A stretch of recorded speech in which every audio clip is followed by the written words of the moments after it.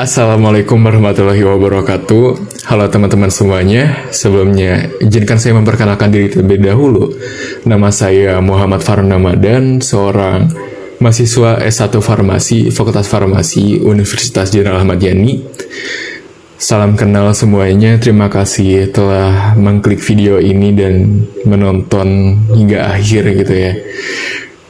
Jadi pada kesempatan kali ini saya akan membahas hasil tugas saya gitu ya untuk memenuhi tugas mata kuliah Kimia Medisinal Dasar.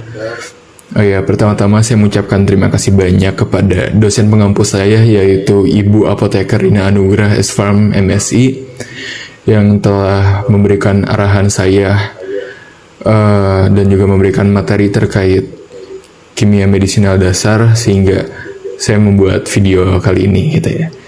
Jadi pada kesempatan kali ini saya akan membahas mengenai strategi kimia medisinal dalam menghasilkan hipnotik non-benzodiazepin yang selektif terhadap reseptor GABA A.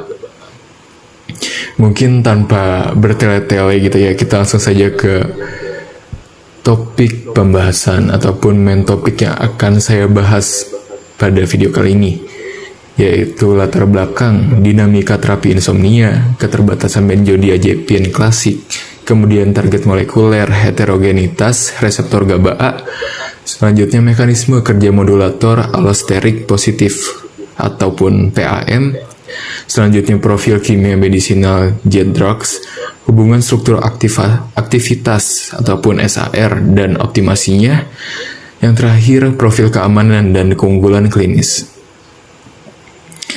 Baik, langsung saja kita mulai ke pembahasan pertama, yaitu dinamika terapi insomnia. Ataupun saya akan membahas mengenai latar belakang apa sih insomnia itu. Baik, di sini ada urgensi klinis dan juga pergeseran paradigma terapi. Prevalensi dan juga dampaknya insomnia seperti yang teman-teman ketahui gitu ya. Ini bukan hanya sekedar masalah tidur, tetapi gangguan tidur yang ditandai dengan kesulitan memulai ataupun mempertahankan tidur yang berkualitas gitu ya. Atau lebih singkatnya, kesulitan dalam tidur gitu. Kondisi ini sangat berdampak buruk pada fungsi kognitif kita, produktivitas kita, hingga risiko penyakit kardiovaskular. Untuk dasar biologisnya itu sendiri, secara fisiologis, tidur ini dikendalikan oleh keseimbangan neurotransmitter, eksitatorik dan juga inhibitorik. Jadi, ketika sistem eksitatorik mendominasi, itu diperlukan intervensi farmakologis untuk meningkatkan aktivitas GABA sebagai neurotransmitter inhibitorik utama di otak. Untuk saat ini, terapi insomnia terus berkembang gitu ya, menuju penggunaan obat yang lebih aman. Fokus utama dalam kimia medisinal dasar yaitu mengenai bagaimana kita bisa menghasilkan efek hipnotik yang kuat tanpa merusak arsitektur tidur yang dialami oleh pasien. Baik, untuk selanjutnya ada keterbatasan dari benzodiazepin klasik. Mengapa sih kita perlu ataupun memerlukan gitu ya alternatif dari non-benzodiazepin? Itu karena adanya keterbatasan dari si obat benzodiazepin. Di sini saya sudah memilah beberapa faktor gitu ya. Yang pertama ada masalah selektivitas, efek samping yang menetap, dan juga toleransi dan ketergantungan.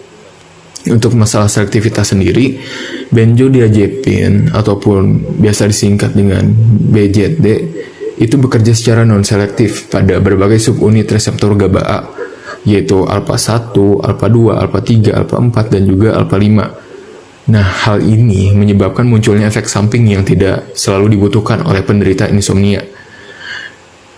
Kemudian, efek samping yang selalu menetap gitu ya. Nah, karena si benzodiazepin ini kurang selektif, sehingga sering menyebabkan relaksasi otot berlebih atau resiko jatuh pada lansia. Kenapa bisa berisiko jatuh pada lansia? Ya itu karena si relaksasi ototnya berlebih sehingga otot tersebut tuh kaku dan menyebabkan gitu ya. Sampai saat ini banyak lansia yang pengidap insomnia, ototnya itu kaku dan sangat berisiko jatuh gitu. Kemudian amnesia anterograd dan sedasi sisa ataupun hangover di pagi hari. Nah, untuk selanjutnya toleransi dan juga ketergantungan. Jika digunakan jangka panjang gitu, penggunaan benzodiazepin ini sangat berisiko tinggi menyebabkan ketergantungan fisik dan gejala putus obat ataupun withdrawal.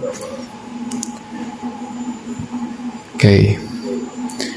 Oleh karena itu, strategi kimia medisinal diarahkan untuk mencari senyawa baru yang strukturnya ataupun struktur kimianya berbeda dari benzodiazepin.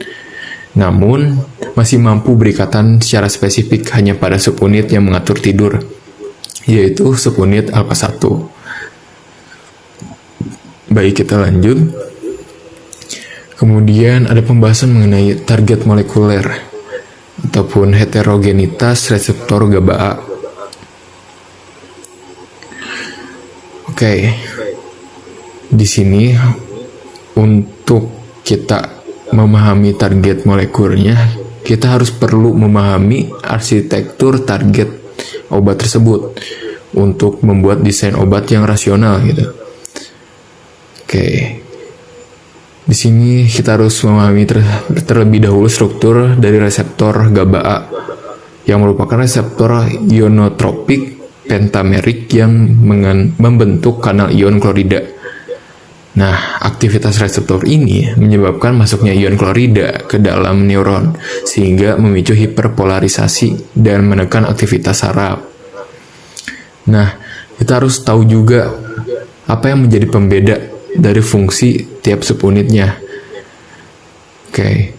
Subunit itu terdiri dari subunit alpha 1, alpha 2, dan juga alpha 3. Untuk subunit alpha 1, fungsinya itu sendiri memediasi efek sedatif, hipnotik, dan juga amnesia. Nah, ketiga efek tersebut merupakan target utama dari si jet drug itu sendiri. Kemudian untuk subunit alpha 2 dan juga alpha 3 ini lebih berperan pada efek ansiolitik ataupun anti cemas dan relaksasi otot. Sehingga dapat disimpulkan strategi selektivitas ini merupakan kunci untuk menghasilkan obat tidur yang murni, yaitu hipnotik, tanpa efek samping ansiolitik ataupun pelemas otot. Baik, untuk selanjutnya ada mekanisme kerja modulator allosterik positif ataupun PAM. Nah, di sini ada prinsip keamanan dalam peningkatan aktivitas GABA. Prinsipnya itu sendiri ada dua. Yang pertama interaksi allosterik dan juga hiperpolarisasi neuron. Untuk interaksi allosterik, obat hipnotik non-benzodiazepin bekerja sebagai modulator allosterik positif.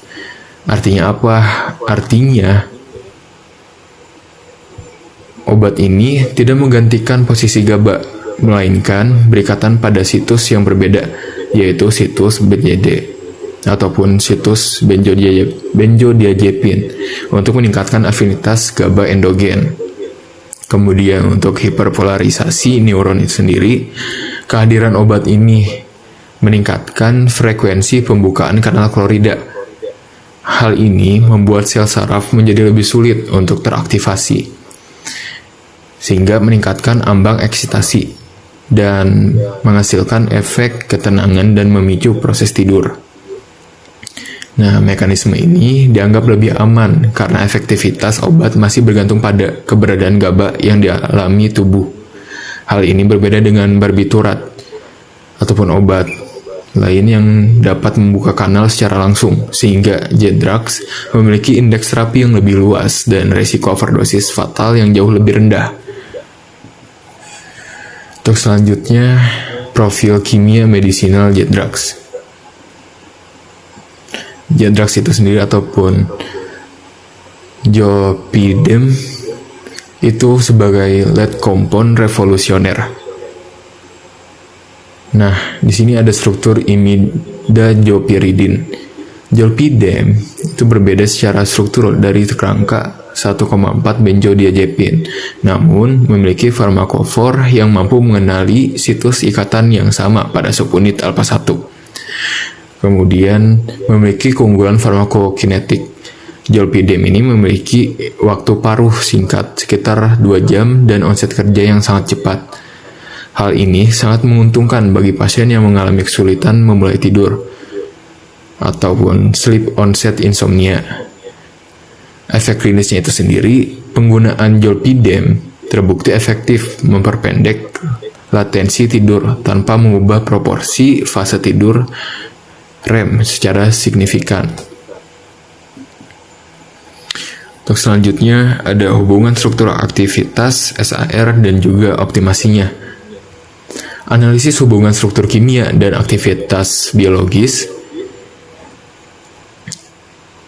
kita harus memperhatikan pentingnya rigiditas struktur, substitusi aromatik, dan juga efek selektivitas subunit itu sendiri. Yang pertama, pentingnya rigiditas struktur. Inti imadojipiridin pada zolpidem memberikan kekakuan molekul yang diperlukan untuk interaksi yang presisi dengan kantong pengikatan pada subunit alpha 1. Kemudian adanya substitusi aromatik, penambahan gugus aromatik dan juga pengaturan hipofilisitas sangat krusial agar obat dapat menembus sawar darah otak dengan cepat dan mencapai target di sistem saraf pusat. Efek selektivitas subunit, perubahan kecil pada rantai samping ataupun substituen pada cincin heterosiklik dapat mengubah afinitas obat terhadap subunit alpha 2 ataupun alpha 3. Nah, baik. Optimisasi ataupun optimasi SAR ini dilakukan untuk memastikan molekul memiliki kestabilan metabolik yang baik. Dalam kimia medisinal, struktur akhirnya adalah menghasilkan senyawa yang dimetabolisme di hati menjadi metabolik yang tidak aktif dengan cepat, sehingga tidak ada akumulasi obat yang menyebabkan kantuk di siang hari. Oke. Terus selanjutnya ada pembahasan mengenai profil keamanan dan juga keunggulan klinis. Apa sih keunggulan dari obat non-diazepin ini? Yaitu meminimalkan efek motorik, kualitas tidur, dan juga risiko toleransi yang rendah. Yang pertama, meminimalkan efek monotorik. Karena tidak berikatan kuat dengan subunit alpha 2 dan juga alpha 3, si jet drugs ini tidak menyebabkan kelemahan otot ataupun gangguan keseimbangan. Hal ini sangat penting untuk mencegah risiko jatuh pada pasien lanjut usia. Kemudian kualitas tidur. Dibandingkan dengan benzodiazepin, kelompok non-benzodiazepin ini lebih baik dalam menjaga kualitas tidur alami dan meminimalkan gangguan memori ataupun amnesia anterograd. Terus selanjutnya resiko toleransi yang rendah. Selektivitas subunit alpha 1 juga berkontribusi pada resiko toleransi dan juga ketergantungan yang lebih rendah dalam penggunaan klinis jangka pendek hingga menengah. Langsung saja kita masuk ke kesimpulannya. Untuk kesimpulan dari penelitian yang saya teliti gitu ya, strategi kimia medisinal ini melalui pengembangan hipnotik non-benzodiazepin itu sangat terbukti. Oke. Baik, kita langsung saja pada kesimpulannya. Untuk kesimpulan hasil kerja saya ataupun hasil penelitian saya, yaitu menyimpulkan strategi kimia medisinal melalui pengembangan hipnotik non-benzodiazepin ini sangat terbukti efektif dalam menghasilkan terapi insomnia yang lebih presisi dengan mengutamakan selektivitas pada subunit alpha 1 di reseptor GABA A, sehingga mampu memisahkan efek tidur dari efek sampingnya yaitu relaksasi otot dan juga ansiolitik yang lazim pada benzodiazepin klasik. Oke, saran saya setelah meneliti si obat non-benzodiazepin ini, untuk kedepannya penelitian disarankan untuk terus mengoptimalkan hubungan struktur aktivitas ataupun SHR guna meningkatkan spesifisitas target molekuler dan profil farmakokinetik senyawanya, sehingga risiko amnesia anterograd serta efek residu dapat diminimalisir demi menjamin kualitas kesehatan sistem saraf pusat pasien secara berkelanjutan. Oke, ini daftar rujukan yang saya pakai gitu ya. Kemudian selesai. Terima kasih banyak kepada teman-teman semua dan juga Ibu Apoteker Rina Anugrah yang telah memberikan tugas ini dan juga telah menonton video ini dari awal hingga akhir. Semoga video ini sangat bermanfaat untuk teman-teman semuanya. Sekali lagi saya ucapkan terima kasih. Mohon maaf bila ada kesalahan kata ataupun kata-kata yang kurang berkenan. Wassalamualaikum warahmatullahi wabarakatuh.